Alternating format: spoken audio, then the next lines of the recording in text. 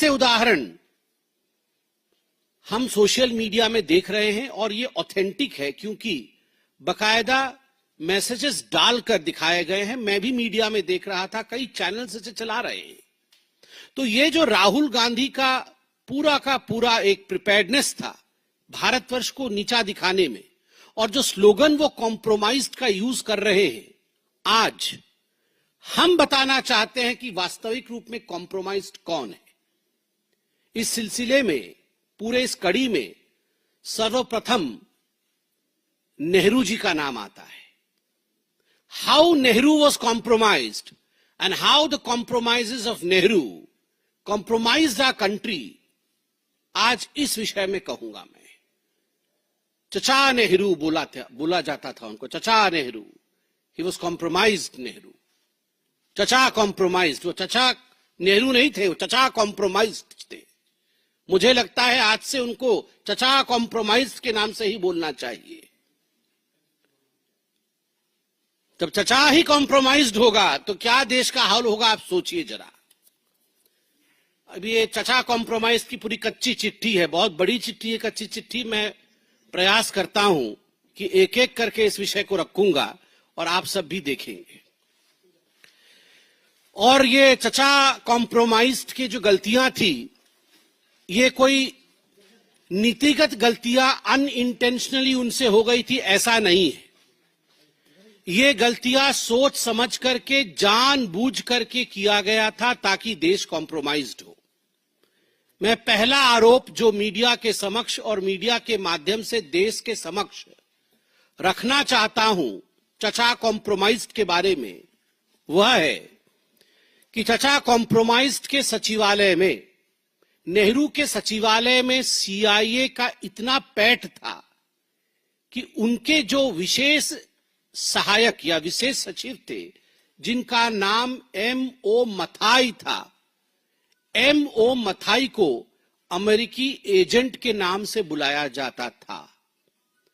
और 60 के दशक में, 1960 के दशक में KGB, जो रशिया की एजेंसी है, KGB के एजेंसीज के एजेंट भी चचा कॉम्प्रोमाइज्ड के ऑफिस में मौजूद थे।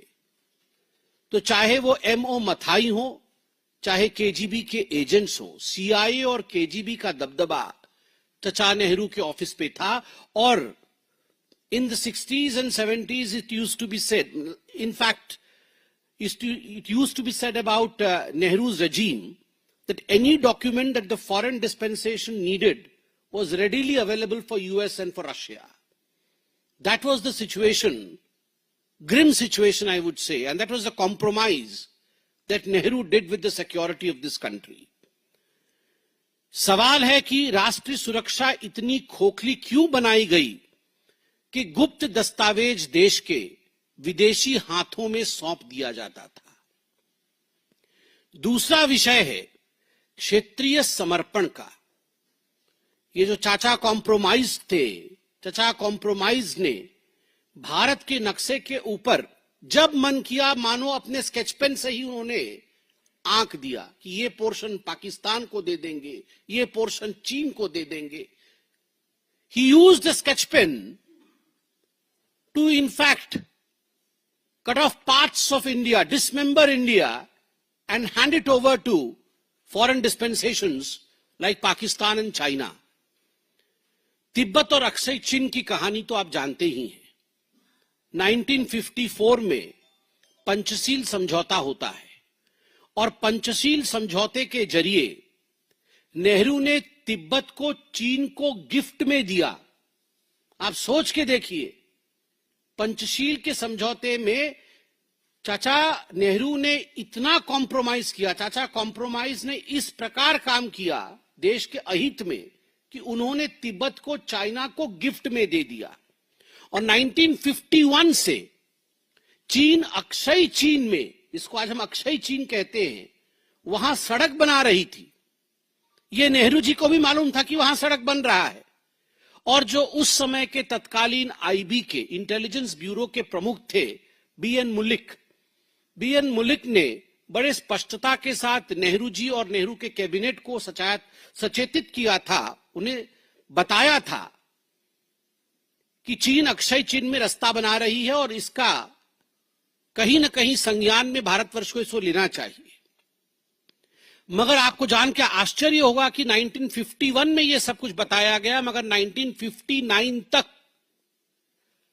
नेहरू जी ने इस विषय को छुपा के रखा और यहां तक छुपा के रखा कि पार्लियामेंट में भी उन्होंने कहा कि ये सब बातें अफवाहें हैं, China is not progressing towards it, China ये नहीं कर रही है।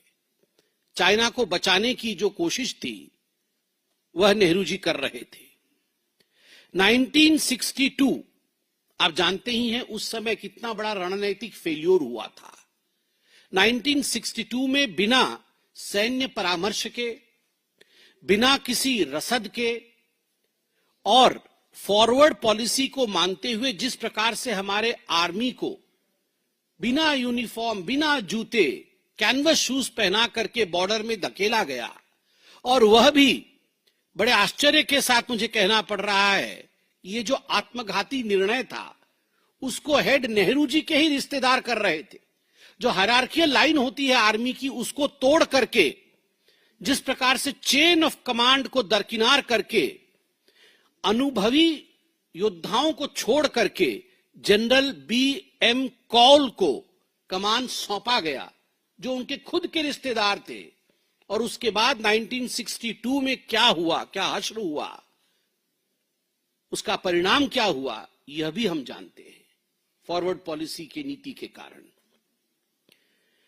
बेरूबारी और पाकिस्तान, बंगाल का जो क्षेत्र जिसको बेरूबारी कहते हैं, नेहरू ने पश्चिम बंगाल के सरकार को बिना इन्फॉर्म किए, उनके साथ कोई भी कैबिनेट में कंसल्टेशन नहीं हुआ, पश्चिम बंगाल के सरकार को अंधेरे में रखते हुए बेरूबारी का हिस्से को, पाकिस्तान को एक तरह से नेहरू नून समझौता जिसे कहते हैं, नेहरू नून समझौते में बेरूबारी को पाकिस्तान को दे दिया।